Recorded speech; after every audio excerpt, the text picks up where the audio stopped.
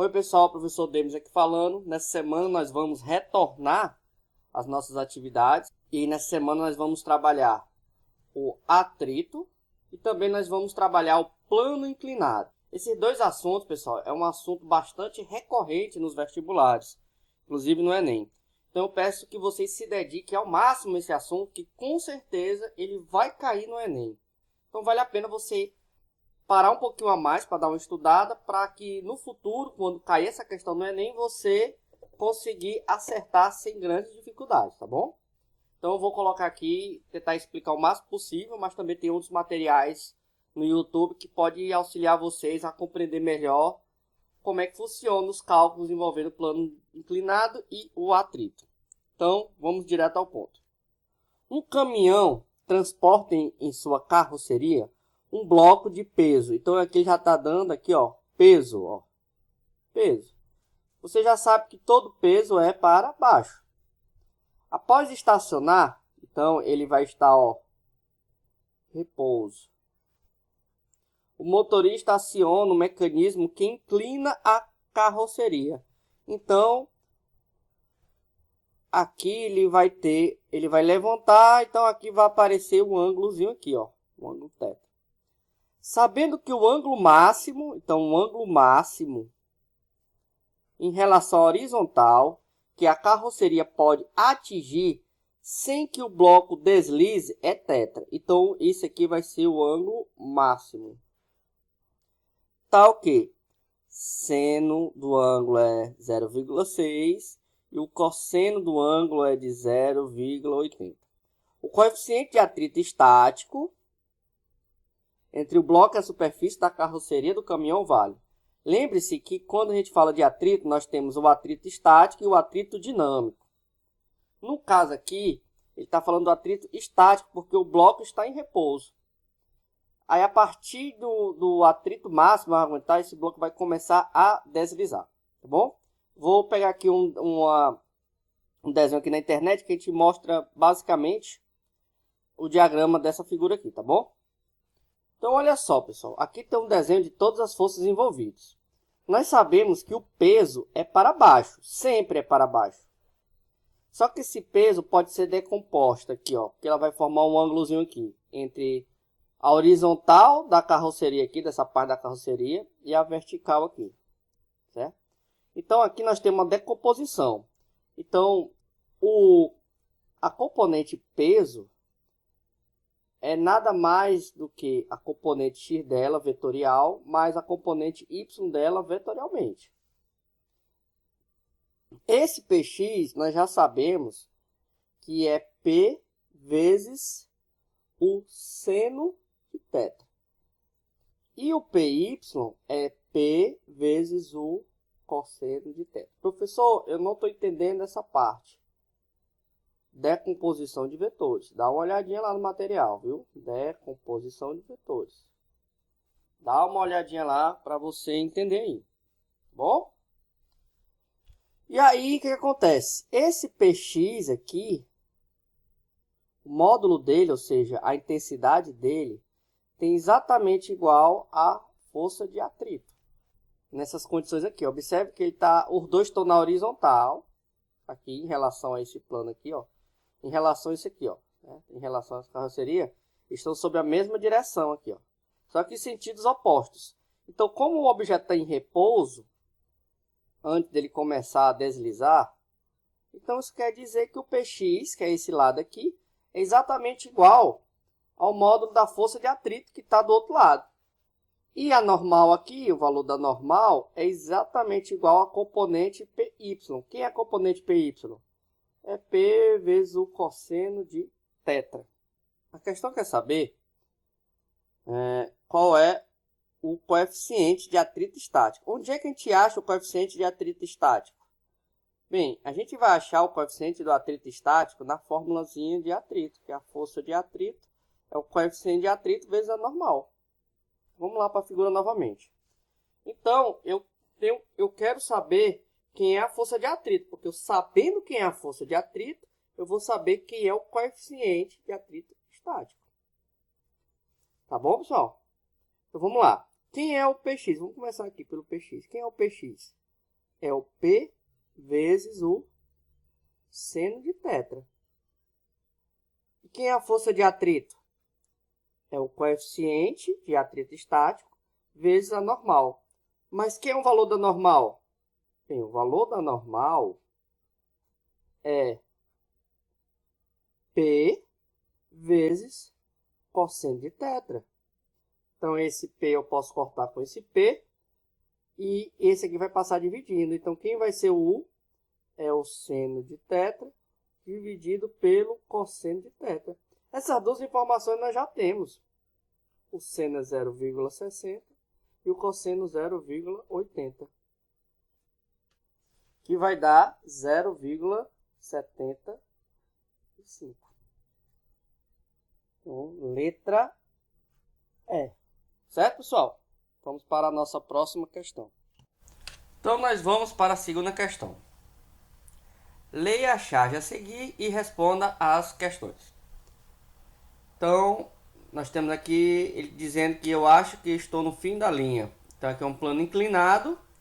Se ele está aqui em repouso, então a somatória das forças aqui vai ser zero. Então, a gente começar a resolver a questão, vamos desenhar os vetores. Então, nós temos aqui o peso, que é sempre para baixo. Nós temos a força de atrito. Ela é paralela ao plano onde ele está. Aqui, a força peso, como ela tem uma inclinação em relação a essa superfície bem aqui, ela pode ser decomposta em dois outros vetores. Ele pode ter uma decomposição aqui PY e uma decomposição aqui PX. E aqui para cima, como ele está na superfície, nós temos a força normal. E nós sabemos que o módulo do Px, ou seja, a intensidade do Px, é igual à força de atrito. Nós também sabemos que a componente y da força peso aqui, ela tem o mesmo valor numérico da força normal. Bom, então vamos lá. Vamos para a alternativa A. Quando um corpo se movimenta em relação a outro, a força de atrito aparece sempre no sentido direto à tendência do movimento. Está errado.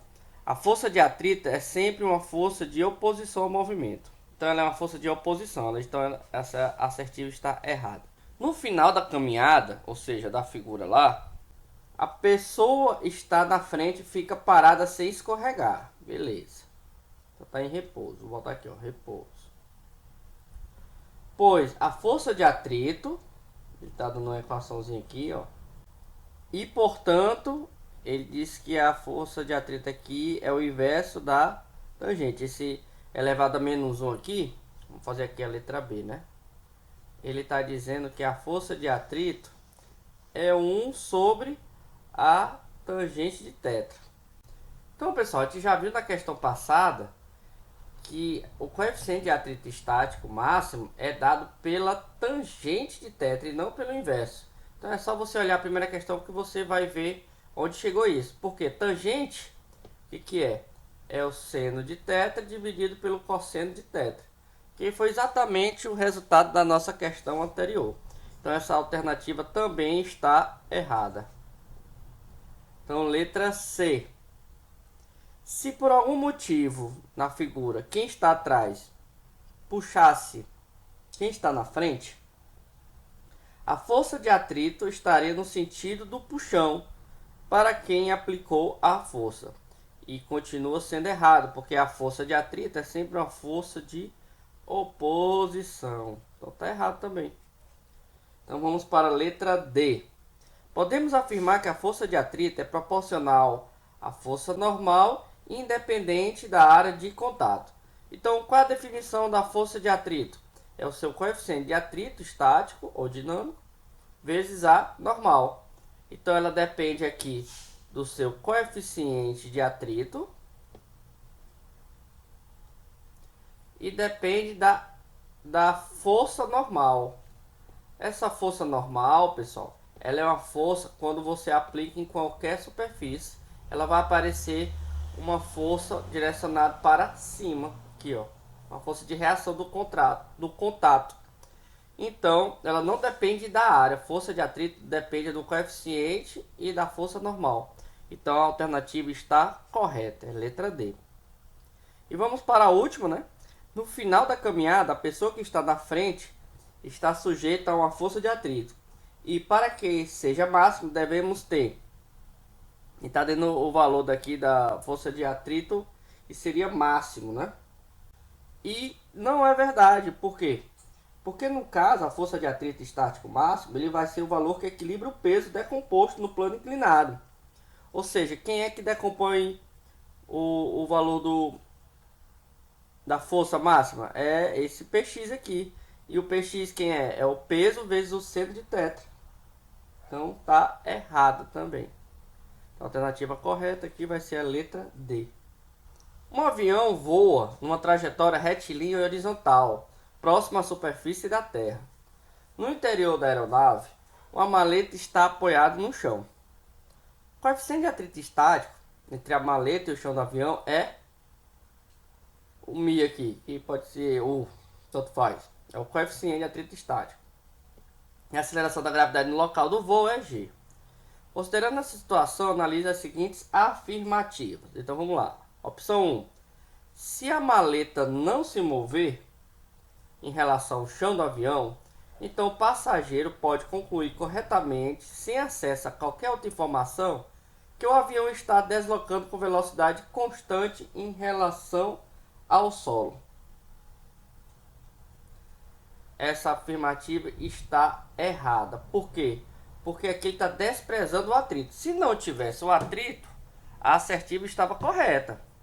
Mas aqui com o atrito, não é possível afirmar que o avião esteja com velocidade constante, ou seja, em estado de inércia. Então está errado. Se não tivesse com atrito, com certeza você poderia dizer que o avião estava com velocidade constante em relação ao solo.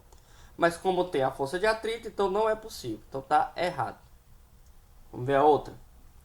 Se o avião for acelerado com uma aceleração superior ao coeficiente vezes a gravidade, então o passageiro verá a maleta se mover para trás do avião, enquanto o observador externo do avião, em repouso em relação à superfície da Terra, verá a maleta se mover do mesmo sentido que o avião se desloca. Essa afirmativa está correta. Nós vamos ver por quê. Vou botar aqui o 2 aqui. Então, olha só, pessoal. Qual é a definição de força resultante de acordo com a segunda lei de Newton? Ela é massa vezes a aceleração. No caso aqui, nós estamos falando da força de atrito, né? Que está segurando aqui. Então, é o coeficiente vezes a normal. É igual a massa vezes a aceleração. A força normal, como ele está plano com a superfície, é igual a força peso. Então, é massa vezes gravidade. E aqui é massa vezes aceleração. Essa massa vai embora com essa outra massa aqui. Então, a aceleração vai ser o coeficiente vezes a gravidade. Então, está correto. Então, vamos para a terceira. Para o mesmo valor da aceleração da aeronave em relação à Terra, com módulo igual a U vezes G, maletas feitas de mesmo material, de mesmo tamanho, com massas diferentes, escorregarão no interior do avião com o mesmo valor da aceleração em relação ao chão da aeronave. Está correto. Pelo mesmo motivo do segundo, né? Porque a aceleração que ela vai depender do coeficiente da gravidade. Ela não vai depender da massa aqui das maletas. A gente cortou as massas aqui, ó, nessa outra partezinha. Então não precisa, certo? Não precisa. Agora uma observação importante é que as afirmativas 2 e 3, ela deveriam ter especificado que o movimento do avião tem que ser retilíneo e horizontal, porque senão a gente precisaria trabalhar com a decomposição aqui vetorial, tá bom? Mas aí acho que ele deixou subentendido, mas ficaria melhor se ele tivesse colocado que o avião está num voo retilíneo e horizontal. Então as únicas verdadeiras aqui é a 2 e a 3, é letra D. Um jovem aluno de física, atendendo ao pedido de sua mãe para alterar a posição de alguns móveis da residência, começou empurrando o guarda-roupa do seu quarto, que tem 200 kg de massa. A força que ele empregou de intensidade F horizontal paralela à superfície sobre a qual o guarda-roupa deslizaria se mostrou insuficiente. Então ele fez uma força e não foi suficiente para deslocar o móvel. O estudante solicitou a ajuda do seu irmão e dessa vez, somando com a força, foi possível a mudança pretendida. O estudante, desejando compreender a situação problema vivida, levou-a para a sala de aula. E qual foi o tema de discussão? Para compreender, o professor apresentou ao estudante um gráfico que relacionava as intensidades das forças de atrito estático com a cinética, com as intensidades das forças aplicadas ao objeto deslizante. Então, pessoal, nós sabemos que existem dois tipos de força de atrito. Nós temos a força de atrito estático e a força de atrito dinâmica. O estático ele tem que estar em repouso e a dinâmica tem que estar em movimento. A gente pode representar os coeficientes como assim, estático, e assim o dinâmico. Então a gente observa, pessoal, aqui no gráfico, olha só, ele está dando aqui um ponto, ó, ele está fazendo uma força, a força que quando chega bem aqui, a força aqui necessária começa a diminuir. Então, pessoal, aqui é a parte do atrito estático. Esse ponto aqui é a força de atrito estática máxima. E como é que calculou essa força de atrito estático máxima?